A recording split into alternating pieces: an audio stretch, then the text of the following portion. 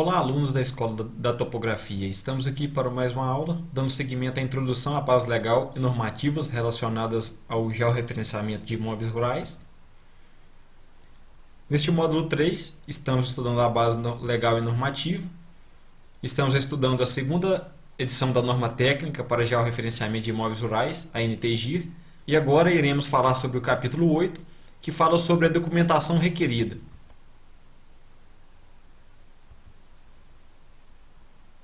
Algumas considerações. O que vai ser falado nesse capítulo? Esse capítulo irá falar sobre o relatório técnico, os documentos de dominialidade, a planta, memorial descritivo, anotação de responsabilidade técnica, ART, declaração de respeito de limites, arquivos digitais, relatórios resultantes de processamentos. Então, todos esses documentos aqui são exigidos pelo INCRA para que o seu georreferenciamento seja certificado. Neste capítulo é abordado os documentos necessários para que se possa fazer a certificação do georreferenciamento junto ao INCRA. Então vamos lá. Primeiramente, requerimento de certificação com as respectivas assinaturas autenticadas, conforme modelo apresentado no anexo 6 ou 7. Aqui na aula não trazemos esses anexos para que não possa delongar muito a aula, porque entendemos que esse documento é de fácil acesso e que se pode ser obtido através de uma busca simples na internet. Devemos ter também certidão de matrícula, transição do inteiro teor original ou cópia autenticada, anotação de responsabilidade técnica, ART e comprovante de pagamento. Então, quando o profissional gera ART, ele deve apresentar o comprovante de pagamento junto ao INCRA para que o mesmo possa avaliar o trabalho. Declaração de respeito de limites, conforme o modelo apresentado no anexo 14, obrigatoriamente de natureza pública e registrada em cartório de títulos, e documentos da mesma comarca do imóvel rural, objeto da certificação. Planilha de dados cartográficos devidamente assinada pelo responsável técnico, conforme o modelo do anexo 5. Seguindo aqui, temos as mídias digitais, conforme item mídia digital que será visto adiante. Então, quando se realiza o trabalho de georreferenciamento, você tem que entregar alguns arquivos em formato digital. Esses arquivos serão descritos adiante. Formulário da declaração para o cadastro de imóveis rurais, devidamente preenchidos e assinados de acordo com o manual de orientação de preenchimento da declaração para o cadastro de imóveis rurais. Cópia do certificado de cadastro do imóvel rural, CC-IR, vigente, devidamente quitado, de todos os imóveis envolvidos, quando for o caso. O item planta e memorial descritivo é uma das partes mais importantes, pois é nessa parte que o profissional irá mostrar como que o levantamento ficou, o resultado final do nosso levantamento. Relatório técnico. Neste documento, deve-se conter de forma detalhada todo o procedimento utilizado para a realização do trabalho de campo e de escritório. Deverá ser entregue somente em formato digital e deve ser feito pelo profissional e deve seguir a seguinte estrutura. Então, para se fazer o relatório técnico, devemos observar as seguintes etapas. Primeiro, objeto: informar dados do imóvel rural, como nome, matrículas, etc. Todos os dados que, de certa forma, identificam o imóvel. Segundo, finalidade: motivo pelo qual foi realizado o georreferenciamento. Certificação, levantamento do perímetro, atualização cadastral, regularização fundiária, solicitação judicial.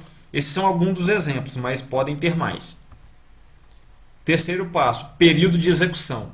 O período de execução dos trabalhos relativos à determinação dos versos de apoio, reconhecimento da área, levantamento do perímetro e levantamento cartorial. Ou seja, aqui nesse terceiro passo você vai descrever tudo o que foi feito e quando foi feito. Quarto passo, roteiro de acesso. Localização exata do imóvel, com roteiro de como chegar ao local, estradas de acesso, com a respectiva distância e etc.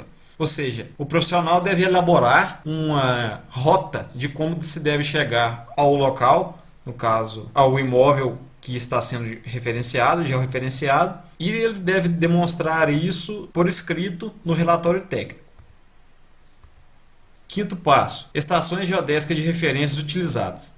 Para o caso em que os transportes de coordenadas forem conduzidos pelos pós-processamento dos dados observados, o credenciado deverá informar as estações geodésicas dos SGB utilizadas. Então, você deve mostrar, você deve indicar quais estações do IBGE você utilizou para fazer o rastreio, o processamento das suas informações, dos seus dados relacionados ao IGNSS. Sexto passo: vértice de apoio básico. Vale ressaltar que as coordenadas do vértice de apoio básico poderão ser determinadas por dois métodos. Primeiro, método clássico de triangulação geodésica, utilizando-se a técnica IGNSS, apoiada na rede RBMC e RIBAC. E segundo, pelo método de posicionamento por ponto preciso, PPP, disponibilizada pelo IBGE. O credenciado deverá identificar as estações RBMC e RIBAC utilizadas ou apresentar o relatório de processamento do PPP. Lembrando que quando você realiza o processamento pelo PPP, o mesmo já te dá todas as informações necessárias. Sétimo, descrição do serviço executado. Descrever de forma detalhada como foram executados os serviços, desde o reconhecimento dos limites até a obtenção das coordenadas dos vértices definidores do perímetro, de acordo com os métodos utilizados, conforme o definido no capítulo 5, levantamento, e as formas de processamento conforme definidos no capítulo 6, que trata sobre processamento e tratamento de dados. No item 7, você tem que descrever o que foi feito. Seria como um diário de bordo do seu trabalho, ou seja, o que você fez, como você fez, baseado no capítulo 5 e 6. Apesar de parecer complicado, isso é uma coisa simples, porque é um relatório de uma coisa que você fez e que basta apenas você transcrever o que você fez em campo para o papel. Isso pode ser feito de forma bem rápida. Oitavo passo: monografia dos marcos de apoio. Apresentar monografia com foto, itinerário, coordenadas geodésicas e UTMs, com as devidas precisões dos marcos de apoio implantados. Isso tudo está disponível no anexo 8 desta norma. De forma mais direta, o que se deve realizar, o que se deve fazer, é um documento explicando como foi feita a coleta dos dados dos marcos de apoio e apresentar uma foto, para critério de comprovação. Item 9. Quantidades realizadas. Informações sobre o transporte. Que transporte é isso? Transporte de coordenadas. Quantos vértices foram necessários? Quantos quilômetros de poligonais topográficas? Quantos marcos de limites implantados? Dentre outros. Tudo que se diz a respeito do transporte de coordenadas deve ser indicado. Décimo item. Relação dos equipamentos utilizados. Receptores de sinais GNSS e ou estações totais, com as respectivas marcas, modelos, número de série, além dos programas de processamento utilizados, modelos das antenas e respectivos parâmetros, alturas de instrumentos do prisma e da antena. Ou seja, então tudo que se diz a respeito de equipamentos, marca, modelo e as demais informações técnicas devem ser apresentadas nesse item. Equipe técnica. Profissionais envolvidos nos trabalhos, identificando-os com o nome completo, formação profissional e o número do CREA. O responsável técnico pelo trabalho deverá ser identificado individualmente e apor o número da RT. 11º passo.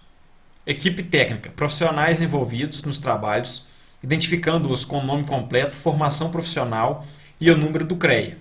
O responsável técnico pelo georreferenciamento ou pelo trabalho deverá ser identificado individualmente e apor o número da RT. Então, o profissional responsável pelo georreferenciamento, pelo levantamento, deve possuir um registro do CREA e também a RT deve ser tirada em seu nome. Documentos de dominialidade. As cópias autenticadas de todas as matrículas ou transcrições que compõem o imóvel rural devem ser de inteiro teor fornecidas pelos cartórios de registro de imóveis e estar atualizadas, ou seja, dentro do prazo de validade de 30 dias a contar da data de emissão. Além da matrícula, serão aceitos documentos passíveis de registro, como escritura pública de compra e venda, escritura pública de doação, formal de partilha, ata de incorporação, carta de arrematação. Nesses dois últimos casos, deverá ser apresentada a matrícula correspondente ao imóvel, objeto da transação. Então, mas o que seria documento de dominialidade? O termo jurídico dominialidade refere-se à pessoa que possui domínio, autonomia sobre determinado objeto. No caso em questão, se refere à documentação que comprova a posse do imóvel, sendo esse imóvel pertencente a uma pessoa física ou a uma empresa. Então, os documentos aqui exigidos são todos documentos de dominialidade, aqueles documentos que então comprova que a pessoa possui de fato aquele imóvel. Então, para que o georreferenciamento possa ser aprovado, possa ser certificado, é necessário apresentar esses documentos aqui citados para que o INCRA possa avaliar se todos os documentos condizem com o que realmente é, de fato, e assim poder fazer a sua certificação. É nessa parte também que você consegue ver se a pessoa é realmente dona do terreno pelos documentos que ela possui. Porque muitas vezes há fraudes em falsificação de documentos, essas coisas. Então deve-se prestar atenção e avaliar bem a fonte desses documentos. Então procura ir em cartórios de registro de imóveis, procura uma escritura bem recente, um documento bem recente, para que não haja problema com esses documentos. Isso pode atrapalhar o processo de certificação do georreferenciamento. Planta. Como produto final, a planta deve seguir as orientações contidas no capítulo 3 dessa norma, que diz identificação e reconhecimento dos limites do imóvel, e também conter os seguintes itens: apresentação gráfica da planta conforme o modelo padrão, o anexo 9, 10 e 11 desta norma, formatos da série A reconhecidos pela BNT em tamanho A3 ou superior.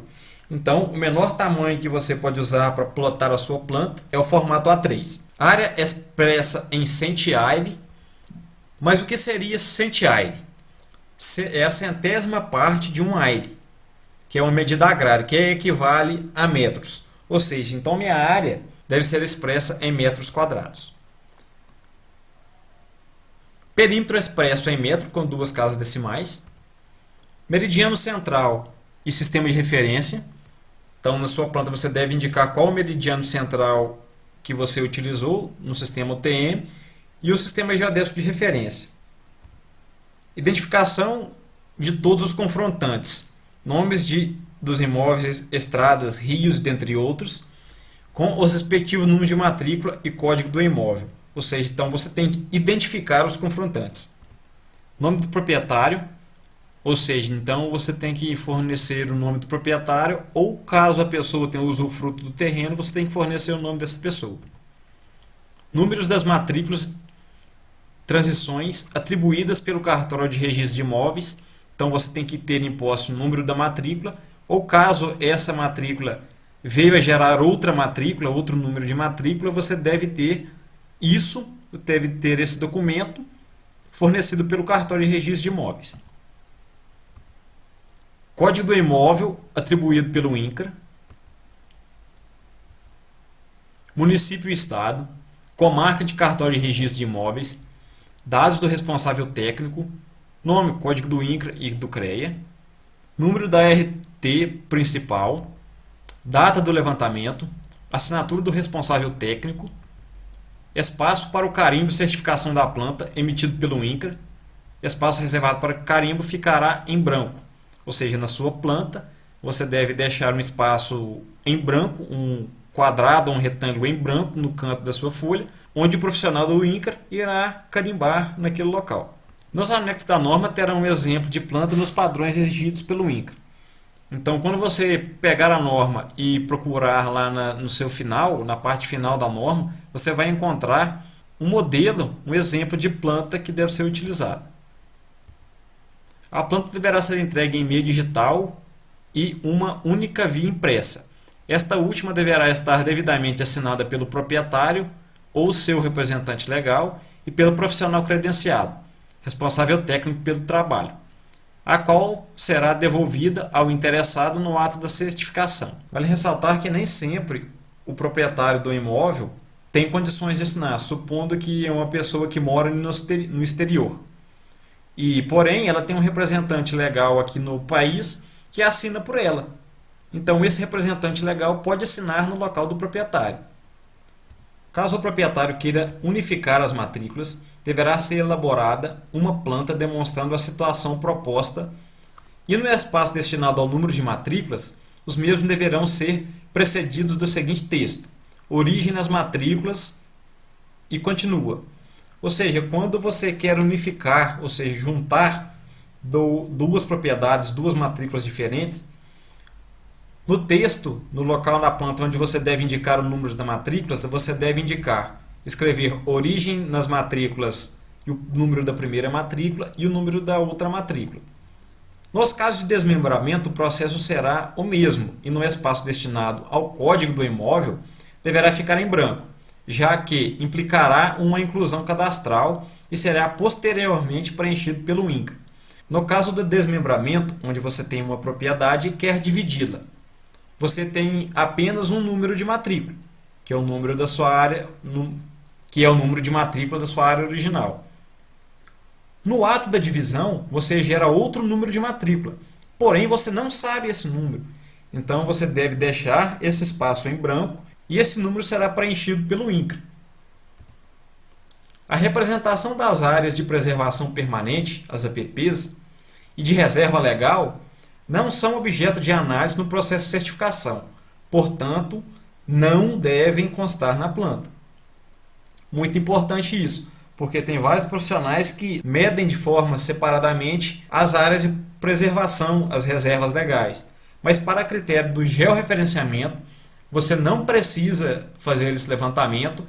Mesmo que você tenha feito esse levantamento, você não deve constar isso na planta que vai ser analisada pelo profissional do INCRA. Formato do arquivo. O arquivo digital da planta deverá ser entregue no formato DXF versão 14, contendo as seguintes especificações da tabela a seguir e construído nos padrões de cor e espessura de linhas representadas no anexo 12 desta norma. Para quem não sabe, o formato DXF é o formato que eu posso abrir ele no AutoCAD, um formato que eu consigo abrir em outros softwares topográficos também. E todos os layers, todas as linhas deverão seguir os padrões aqui estabelecidos nessa tabela. A tabela nos indica que a camada confrontantes tem a descrição nome do imóvel, proprietário, número de matrícula e confrontantes. Cursos d'água, representação dos córregos e rios, açudes e entre outros, que encontram-se internos ou no perímetro do imóvel. Estradas não pavimentadas, representação das estradas não pavimentadas com sua identificação, sendo municipal, estadual ou federal quando houver. Camada estradas pavimentadas se destina à representação de estradas pavimentadas com sua identificação, sendo municipal, estadual ou federal, caso aconteça. Faixa de domínio. Representação da largura das faixas de domínio de estradas, ferrovias, gasodutos. Camada informações cartográficas. Deve conter as informações sobre o SGR, que é o Sistema Geodésico de Referência, sistema de projeção e orientações. O layout. Folha padrão ABNT nos formatos A3 ou superiores, como já foi dito, com carimbo contendo as informações da propriedade. Que informações são essas? Proprietários, imóveis, matrículas e etc. Continuando o formato de arquivo, temos a camada legenda. Quadro, representando as convenções cartográficas. Logotipos, logomarcas utilizadas. Matrícula, representação do número de matrícula que compõe o imóvel com o respectivo número de matrícula. Deverá ter um layer para cada matrícula que compuser o imóvel. Camada perímetro, representação do perímetro geral do imóvel. Caso o imóvel for dividido em glebas, será a representação de todas as glebas. Vértices do tipo M, representação do vértice de tipo M implantados com suas codificações. Vértice do tipo O, representação dos vértices tipo O determinados com suas codificações. Lembrando que esses tipos de vértices foram definidos no capítulo 2 desta norma. E vale ressaltar ainda que atualmente o vértice tipo O, que é o offset, já não é mais utilizado. Vértice tipo P, representação dos vértices tipo P levantados com suas codificações. E camada, vértice tipo V, representação dos vértices tipo V determinados com suas codificações. O responsável pelo georreferenciamento deverá apresentar um arquivo digital em que conste a planta completa, contendo carimbo, canevá e as outras informações, e um arquivo em que conste somente o polígono que represente os limites do imóvel a ser certificado. Ou seja, em um arquivo você mostra a planta e outro arquivo você demonstra apenas o perímetro que vai ser certificado. Vale lembrar que o perímetro do imóvel deve ser representado por polígono fechado. Caso isso não seja atendido, a certificação não será efetuada, gerando assim uma notificação para que a correção seja feita.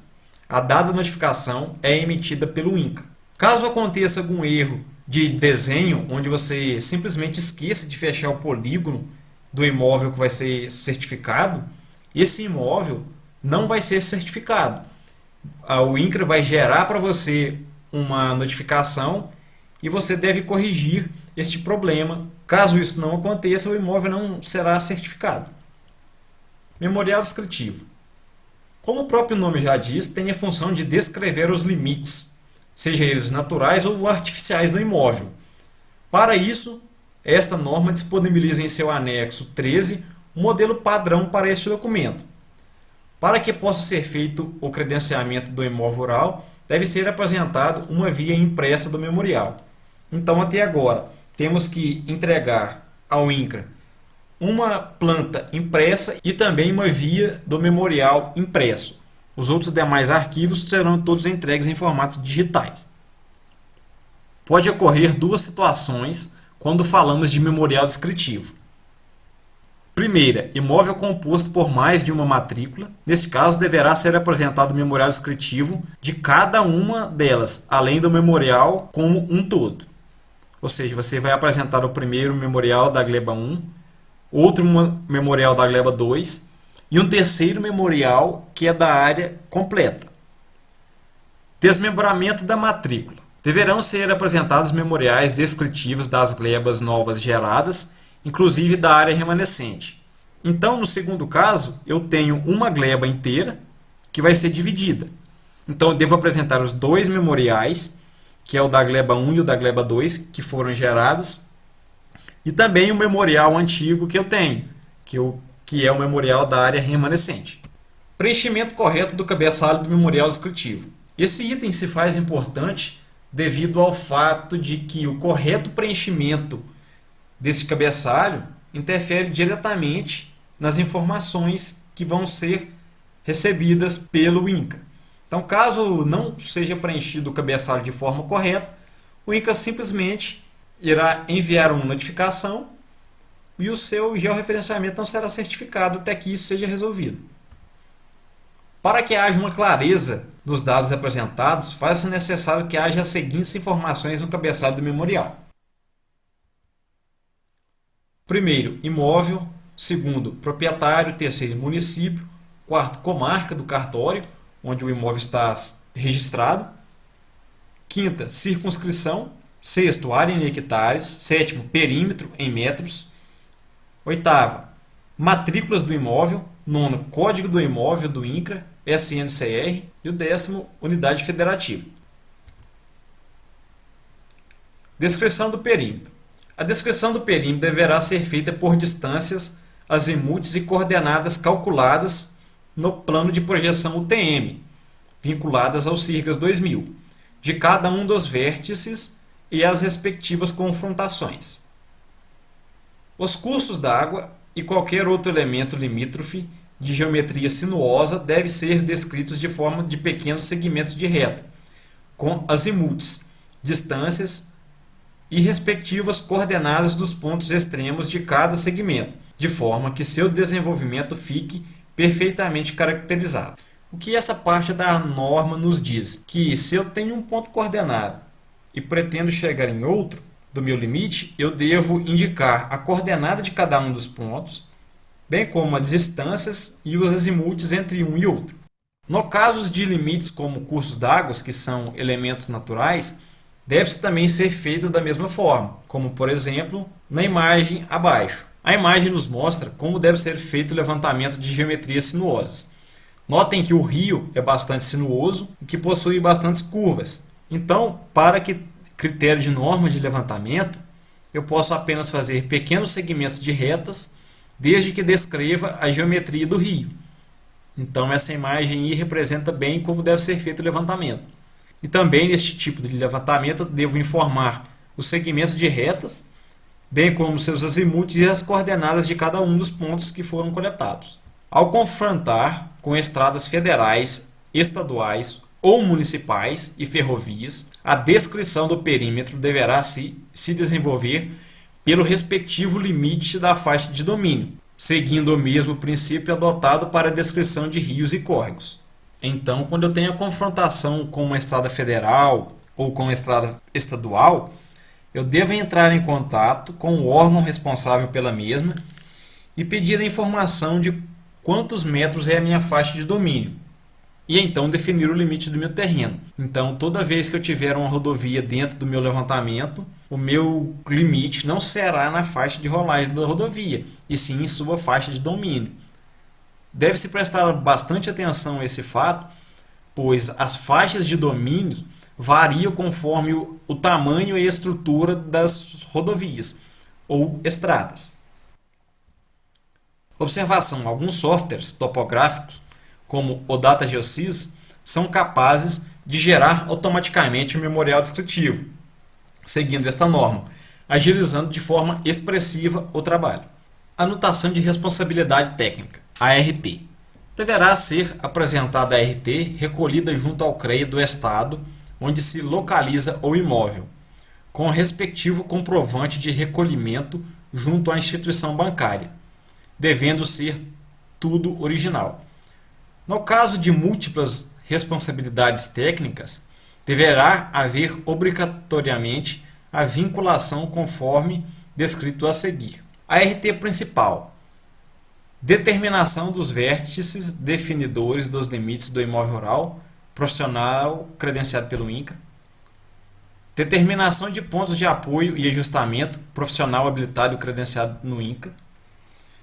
Serviços correlatos necessários para a determinação dos limites do imóvel rural, tais como levantamentos fotogramétricos, ortorretificação, dentre outros profissionais habilitados.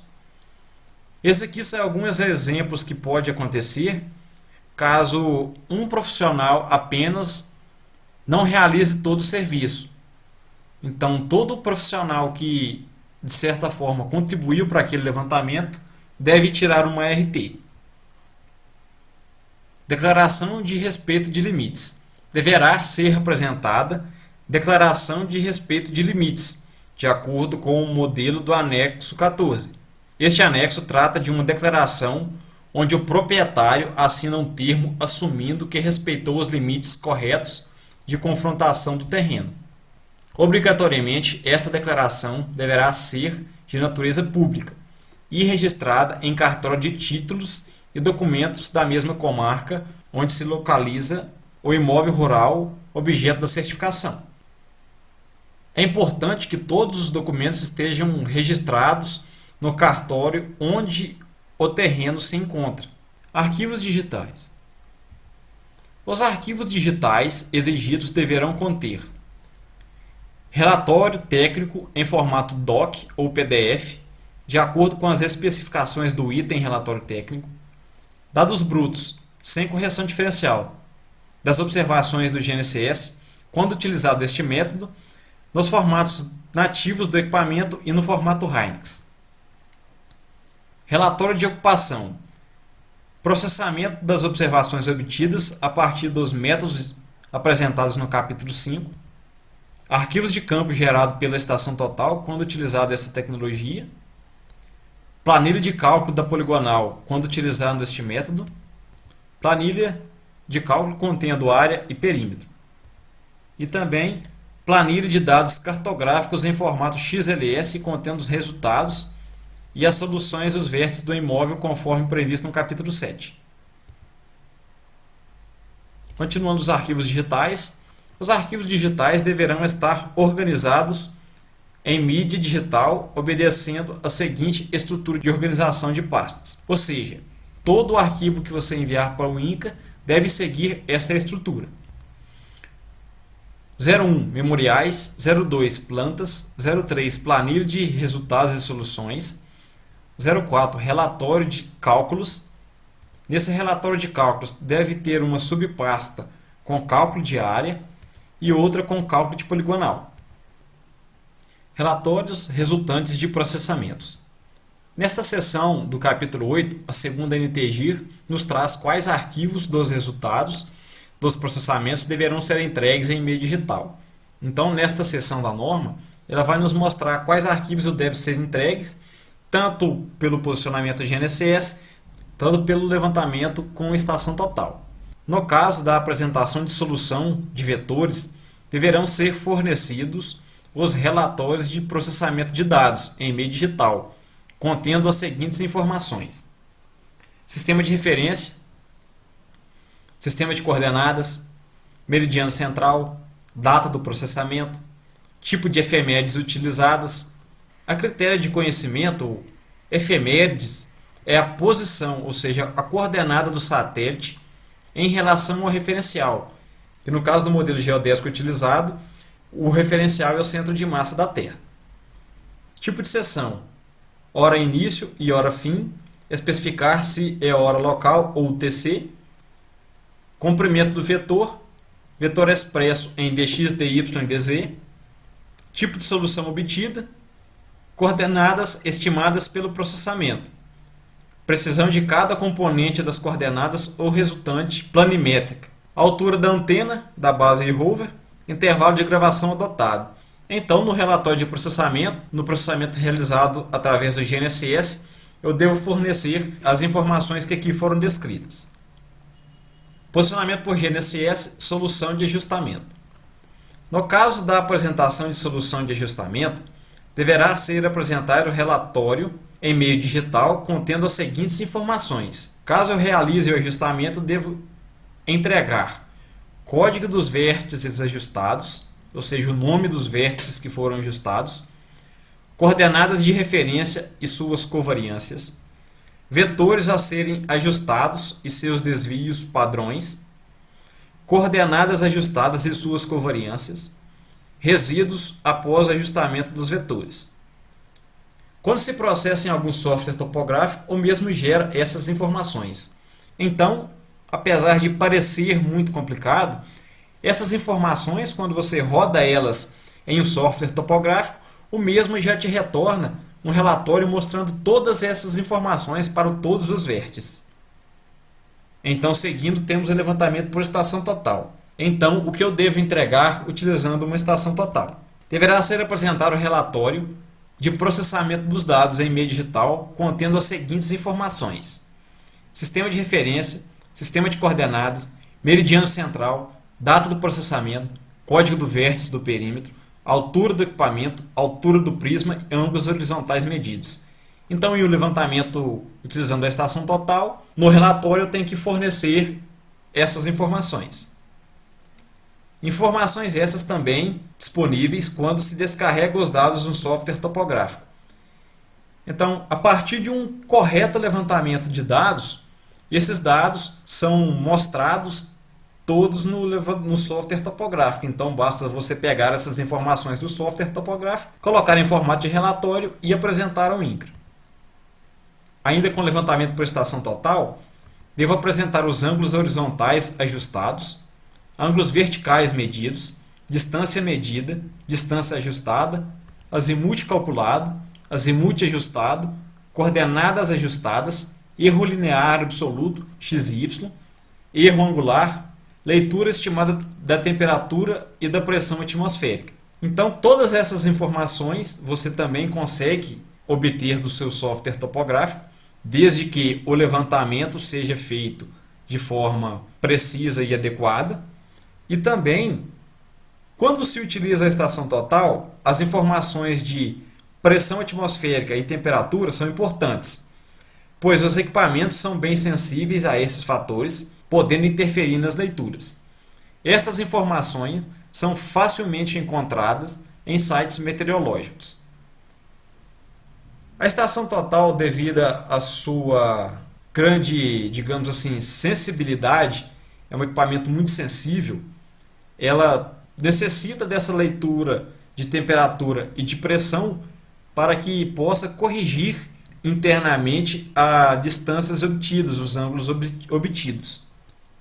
Então é isso, finalizamos aqui o nosso estudo sobre a segunda norma técnica de georreferenciamento de imóveis rurais.